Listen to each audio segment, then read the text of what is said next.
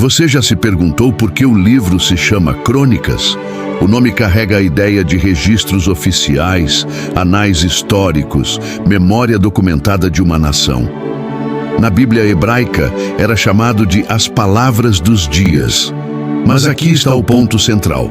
Não é apenas história, é teologia narrada através da história.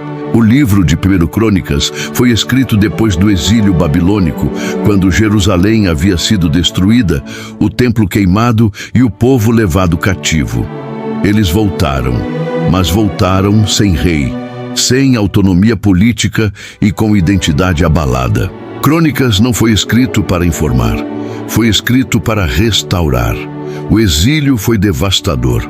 A destruição narrada no final de 2 Reis parecia o fim da história. Mas Deus não terminou ali. Quando o povo retorna sob domínio persa, a pergunta silenciosa ecoa: Deus ainda está conosco? Crônicas responde essa pergunta não com emoção, mas com estrutura histórica organizada. Ele começa do início. Os primeiros capítulos parecem apenas listas de nomes, mas não são. O livro começa em Adão. Isso é estratégico. O cronista está dizendo: a história de Israel não é isolada. Ela faz parte do plano universal de Deus desde a criação. Depois ele afunila, de Adão para Noé, de Noé para Abraão, de Abraão para Judá, de Judá para Davi. O foco é inequívoco.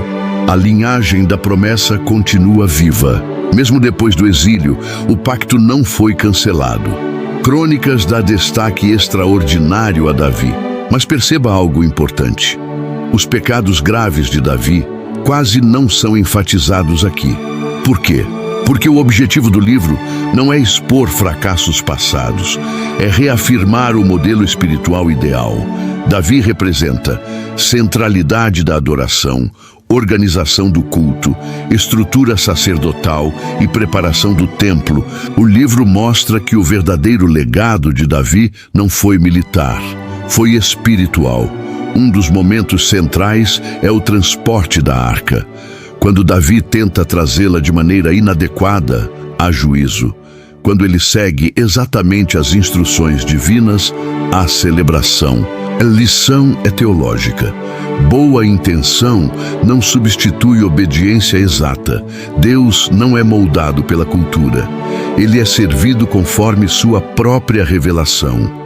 Embora Salomão construa o templo, é Davi quem prepara tudo: materiais, organização, equipes, turnos de louvor. Isso revela algo profundo.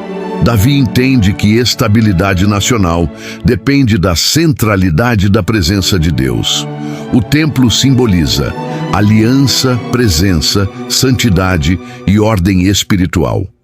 Sem templo, não há identidade nacional sólida. Crônicas enfatiza uma dinâmica clara. Buscar a Deus resulta em fortalecimento. Abandonar a Deus resulta em declínio. Não é simplismo moral, é um princípio espiritual coletivo. O livro está ensinando o povo pós-exílico: vocês não foram destruídos por fraqueza militar, foram enfraquecidos por infidelidade espiritual. O trono estava vazio no tempo em que Crônicas foi escrito, mas a linhagem de Davi não foi apagada. Ao reafirmar essa genealogia, o livro reacende a esperança de um rei futuro. A promessa de 2 Samuel 7 ainda estava ativa. Mesmo sem ver o cumprimento imediato, o pacto permanecia. 1 Crônicas nos ensina algo essencial. Deus reconstrói identidade antes de reconstruir estrutura. Antes de expansão, fundamento. Antes de influência, caráter. Antes de conquista, adoração. Talvez você esteja vivendo um tempo de reconstrução. O livro ensina que o recomeço verdadeiro começa reorganizando prioridades, restaurando a centralidade de Deus, reconhecendo a própria identidade em aliança. Crônicas não ignora a queda, mas também não vive nela. Ele olha para trás para ensinar como viver para frente. A disciplina não cancelou o plano. O exílio não anulou a promessa. A história continua porque Deus continua fiel. No próximo episódio, entraremos em 2 Crônicas, onde veremos como cada geração decide entre avivamento e declínio, e como escolhas espirituais moldam o destino coletivo.